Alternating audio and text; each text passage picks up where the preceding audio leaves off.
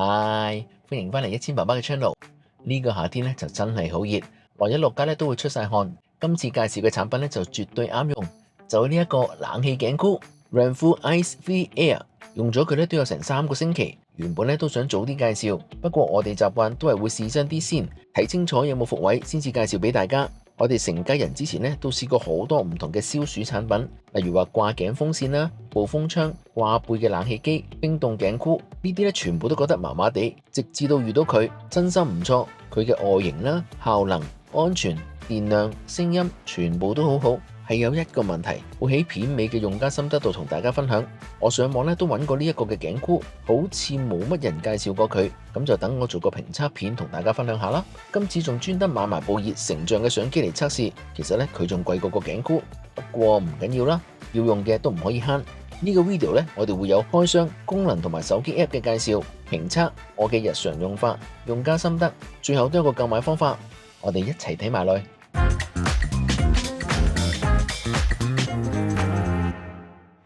呢個咧都係淘寶買嘅，喺內地嘅用家意見咧，其實都唔錯嘅喎。買咗2個，功能就一樣噶啦，只不過唔同顏色。你見到嗰個包裝盒咧，其實都幾靚嘅喎。呢個咧後面咧個標準名稱咧就係 Ice Free Air 隨身淨化空調。打開，咁我呢個出嚟，放邊度得嘅？有啲似嗰啲美容儀器啊。咁啊，一個銀白色嘅有個盒仔啦，個面頭有佢呢個牌子啦。睇開我開箱嘅啲都知道，其實我好緊張嗰啲拉鏈位，打開佢，咁呢個就係嗰個主題啦。咁啊，中間呢度有個盒，我睇一個盒嗰啲嘢先。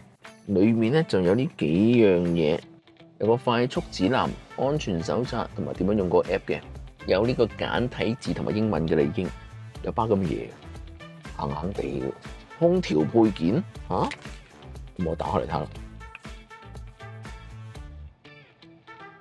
嗰邊係咁樣嘅，彎彎地嘅咧，擺翻住佢先。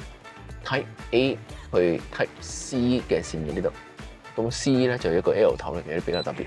呢個就係個機身啦。咁今次呢個咧就係一個銀色嘅，攞雙手都幾重手嘅喎。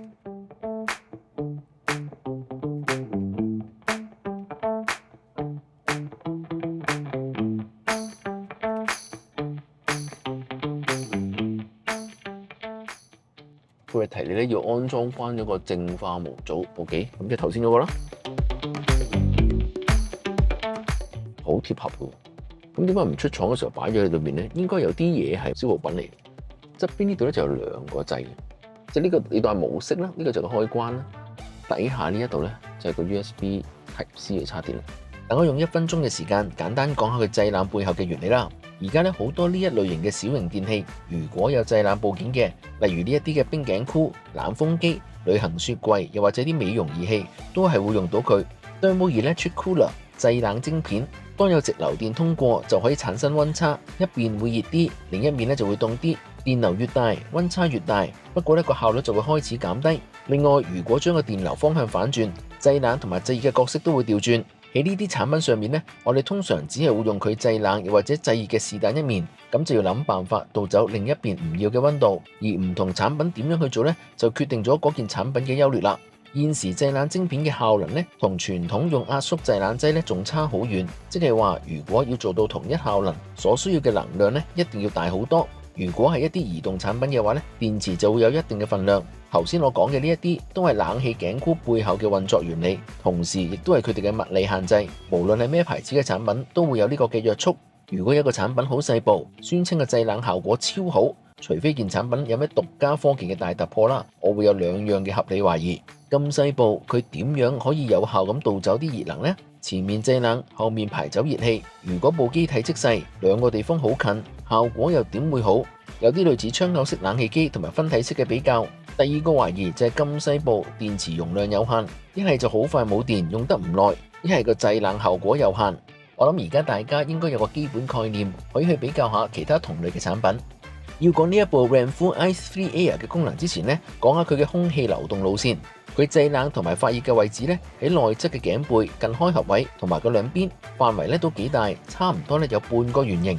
前面內側就有個空氣嘅淨化濾膜，可以打開拎出嚟換。入風位咧就有3個，後面兩側嘅左右同埋前面嘅內側，全部咧都有呢啲嘅網狀圓點。個位置同埋設計咧係減少吸入頭髮嘅機會。相對嘅出風位咧都係有3個，全部都係向上黑色條狀嘅位置，只係頸背呢兩個位咧先至會有涼風吹出。前面呢個咧係冇經過製冷，佢係由心口位置吸氣，再經過個空氣濾膜向上吹風。呢個位置吹出嚟嘅風咧係因為經過個濾膜啦，所以就叫做正風。佩戴方法咧同平時其他嘅頸箍咧有啲唔同，其他 U 型嘅掛頸風機咧都係由個後頸套入去，而呢一個咧就要打開個口，由前頸入，放到後面咧放手就會有磁石黐埋。呢一個咧就係個製冷位置啦，貼住頸背，前面咧就好似頸鏈咁掛喺度。呢個就係正確嘅佩戴方法。要除走咧，雙手放喺左右，輕輕向外拉，拎住再向前褪出嚟就得，好方便。講翻個 Renvu Ice 3 Air 部機上面嘅控制咧好簡單，得2粒掣啫，一個係模式，另一個咧就控制個大細，好直觀同埋容易用，就算戴住唔使望都可以控制到。市面上咧有啲頸箍有個好大嘅 screen， 上面咧有好多嘢顯示嘅，但係如果戴住佢，我又點樣睇到呢？呢一部嘅 Ice 3 Air 嘅模式咧有3個，平時每撳一下咧就會切換製冷同埋正風模式，如果長撳嘅話咧就會變成發熱模式。正風模式咧就會刪咗個製冷功能，3個出風位都會出風。製冷模式喺頸背嘅位置同埋左右咧都會變動，半個圓形咧都會有製冷嘅效果，一樣都係3個出風口同時出風。另一個掣咧就控制個風量，有3個嘅大細，每撳一下咧就會聽到嘟一聲，個風咧就會加大，去到3嘅時候咧再撳多下就會熄機，又或者喺任何時候長撳住咧都可以熄機。入咗發熱模式嘅話咧，一樣有3個大細嘅選擇，不過就冇得揀個風扇大細啦。發熱模式咧係唔會出風嘅，想要轉翻去個製冷又或者正風模式咧，一樣要長撳個模式掣先至得。係咪好簡單呢？跟住我哋就講下個手機 app 啦，喺個 App Store 度搜尋 Renvu RANVOO 就係呢一個啦。下載完之後，打開個 app， 用電話號碼簡單登記之後咧，入到嚟搜尋就會揾到個頸箍，連接咗之後咧，佢就會提示要更新嗰個 firmware， 揀更新。而家呢啲都係新產品第一次啟動時候嘅基本動作。更新完之後咧，就嚟到呢個頁面，個操控咧會比用頸箍上面嘅2粒掣咧就細緻好多。除咗可以轉換模式之外，出風量可以微調，唔係淨係得3種大細選擇。出風口同埋正風咧可以分開嚟到調節個出風量，仲可以校埋時間掣同埋設定自己最愛嘅模式。成個手機 app 嘅設計好容易上手，唔錯。今次評測咧會有6個項目，包括溫度、使用時間、充電表現、聲音、親膚度、清潔容易度。我哋就逐樣講下啦。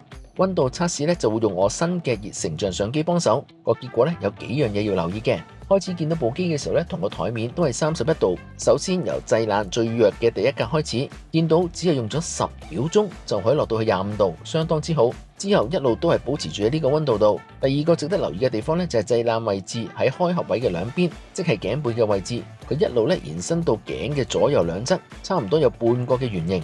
第3個留意位咧就係成部機最熱嘅位置咧，就係個外側嘅左右近住嗰2個掣嘅位，佢唔同個製冷位置咁分散，呢個嘅熱點咧就好集中，見到咧大概係41度，摸上去咧就唔覺熱。如果冇咗呢個熱成像相機幫手嘅話咧，真係唔知道。第4就係前面呢一個位置咧係冇任何嘅溫差，亦即係冇任何嘅製冷。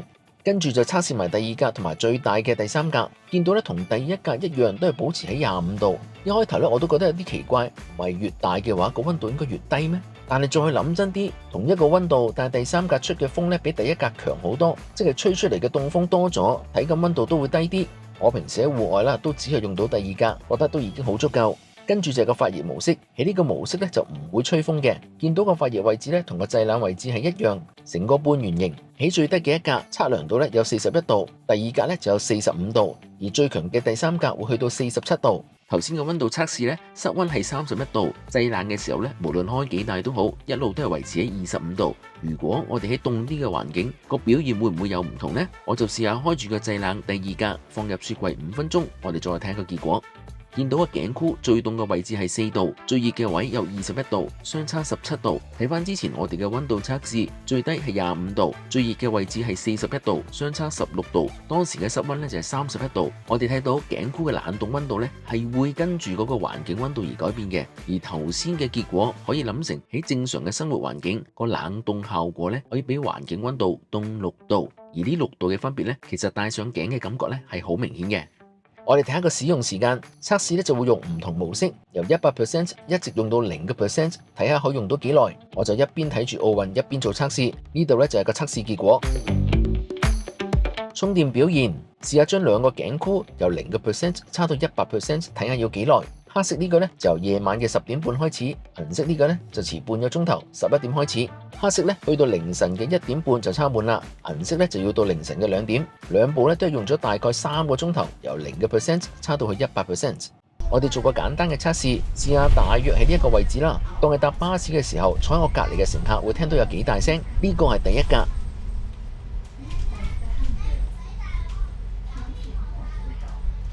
聽唔聽到有咩聲？我自己咧就會聽到有少少嘅風聲。呢個係第二格。我估啦，坐喺隔離嘅話咧，應該都會聽到少少風聲嘅。自己聽咧就好明顯，不過仍然可以清楚聽到環境聲。呢個係第三格，最大嘅風量。風聲咧就一定明顯聽到㗎啦，都會有少少影響到我聽出面嘅環境聲。親膚度，因為佢會貼實頸背嘅位置啦，所以要特別留意個材質咧，感覺上係膠嚟嘅，唔係金屬。表面拋光，唔知有冇做到一啲表面嘅特別處理。不過我同老婆咧都有唔同類型嘅皮膚敏感，喺呢幾個星期裏面咧都有戴住佢，一啲問題都冇喎，相當唔錯。清潔容易度，因為我每日都會戴住，同埋佢會貼住條頸，所以我每日都會清潔。我習慣平常咧就會用一桶桶嗰啲消毒紙巾，因為部機嘅外形咧全部都係圓形，冇乜嘢尖角位，清潔咧就好簡單，就咁樣包住，一邊擰一邊轉圈，去到個開合位嘅時候咧再抹一抹就得。3個星期以嚟咧冇咩問題喎，冇見到有咩甩色變質，每次抹完咧都好乾爽，方便清潔。我呢幾星期咧，基本上每日帶住佢，平時返工放工、落街拖狗仔，又或者搭高鐵上去福田玩 Escape Game 咧，都會帶住。呢排咁熱，我全部咧都係會用個製冷模式。喺戶外嘅時候咧就會開2格，室內嘅時候咧就開1格。我覺得啦，除非係戶外活動，我仲未有需要用到最大嘅第3格。我朝早帶狗仔落街，行完返屋企咧，個身係會出汗嘅，不過已經舒服咗好多。如果係平時要返工嘅星期1至5，早一晚咧我就會叉定電，朝早6點3 100% 滿電出門口，會開2格製冷。平時我上巴士咧就會用1格，今次做評測就嚴格啲，仍然留返喺2格。落車食個早餐再行返公司，全程都仲係2格。朝頭早8點鐘返到公司，電池咧就仲有51%。今次一樣嚴格啲，當我唔記得熄啦，就咁擺咗喺度。睇返去到9點9咧，終於冇晒電啦。咁即係製冷2格咧，可以用到3個半鐘頭，同頭先我哋嘅評測時間差唔多。跟住咧，我就叉返電。我公司嘅叉電裝置咧就麻麻地，功率咧唔係好大。抄到中午12點嘅時候咧，個電量咧就差返到71%。我就帶住佢出去食飯，一樣開製冷嘅2格。食咗1個鐘頭之後返返嚟，電池咧就剩返47%，用咗30%。咁啊，繼續一邊做嘢一邊叉電，去到下晝嘅3點，叉返到99%。放工嘅時候又可以100% 滿電搭巴士返屋企啦。佢嘅電量完全可以支持到我平日返工嘅流程。首先講下個手機 App， 個人意見咧係頸箍上面嘅2粒掣咧已經可以做到大部分嘅操控啦。手機 App 咧只係錦上添花。我完成咗個 firmware 更新同埋拍呢條片之外咧，我都冇需要再開個手機 App 嚟用。平時戴上頸咧貼住頸背時候嗰種嘅冰凍感覺咧真係唔錯。我俾幾個 friend 試過，佢哋即時嘅反應咧都會覺得好驚喜，冇諗過會咁凍。其實咧有啲似要擺喺雪櫃嘅嗰種冰凍頸箍，不過咧個效果就可以耐好多，同埋咧又唔會話一開頭太凍戴唔到。佢出風口同埋入風口嘅設計好好，我屋企嘅2位女士咧都好放心用，下會攝咗啲頭髮入去。外形就唔錯嘅，一個圓形嘅設計，我自己覺得咧比嗰啲 U 型風機咧好睇好多。睇下呢個嘅價位，佢用軟膠做，見到個表面處理咧都好細心，做到同側邊嘅材質咧睇落差唔多。電量咧就好足夠啦。我平常咧都係用2格嘅製冷，可以用到3個半鐘頭，即係有一個上晝或者下晝嘅時間，相當唔錯。或者好似我返工咁，返到 office 咧可以再叉電，咁樣咧全日都會夠用。佢重量咧有479 gram， 聽落咧好似有啲重，但你戴住佢嘅時候咧，其實佢成個放咗喺個鎖骨上面，分散咗重量，唔會對條頸造成任何嘅負擔。我戴住佢一陣咧，好快就唔記得咗佢嘅存在。佢個發熱模式咧，我有試過，就算開到最大啦，放上頸咧真係幾暖，但係就唔會話會辣親。不過最好都要到冬天先至可以試真啲。其實我買佢嘅時候咧，唔知道佢可以發熱，我主要係因為佢嘅製冷效果先至買佢。發熱功能啦，我會當係個 bonus。講咗咁多好嘢，要講下佢有乜嘢可以改進。因為佢係一個圓形嘅設計啦，行得耐咧可能會轉咗位，頂翻啱個位，確保個製冷位置咧喺翻個頸背嘅中間，嗰個冰凍感覺咧就最好。另外有時上落樓梯啊，又或者條頸上下喐咧，都會聽到嗰個頸背開合位打開又黐翻埋嘅聲。不過咧就仲未試過會俾佢夾到。如果聽到聲，喐一喐啱翻個位置就得。佢最大嘅問題呢，就係個價錢，可能佢都仲係新啦。因為呢一款只係喺淘寶佢哋嘅旗艦店先至可以買到。我買嘅時候係特價，嗰陣時呢大概係港幣1500蚊。而家睇過呢，就冇咗呢個特價啦，要成1999蚊人仔，大約要成港紙2200蚊一個，一啲都唔平。但係可以做到呢個效能、電量、外形、容易清潔又安全。喺市面上呢，我暫時未見到有同級嘅產品出現。如果有興趣嘅話咧，可以 scan 我隔離呢個 QR code。最後，如果想同1000爸爸有乜嘢嘅商務合作嘅話咧，可以到我哋嘅 IG 又或者 Facebook 專頁度留言。希望你哋會中意呢個 video 啦。如果想繼續支持1000爸爸 channel 嘅話，記得 CLS comment like and share 留言點讚同埋分享。記得要撳埋隔離嘅鐘仔，咁樣一有新片發布嘅時候咧，你就可以即時收到通知。好啦，今次節目時間夠啦，下次再見，拜拜。